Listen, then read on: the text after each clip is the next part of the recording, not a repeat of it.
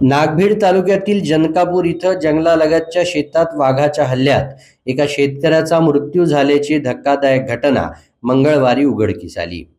या घटनेमुळे जनकापूरसह परिसरातील शेतकरी व नागरिकांमध्ये भीतीचं वातावरण निर्माण झालं आहे. मृत शेतकऱ्याचं नाव रमेश जयराम काशीवार, वय वर्ष 55 असं आहे. ते मंगळवारी दुपारी आपल्या जंगलालगतच्या शेतात पाणी देण्यासाठी गेले होते. यावेळी दबा धरून बसलेल्या वाघानं त्यांच्यावर अचानक हल्ला केला. संध्याकाळपर्यंत रमेश काशेवार घरी परतले नसल्यानं कुटुंबियांनी त्यांचा शोध घेतला. शोधादरम्यान त्यांचा मृतदेह शेत परिसरात आढळून आला. घटनेची माहिती वनविभागाला कळवण्यात आली.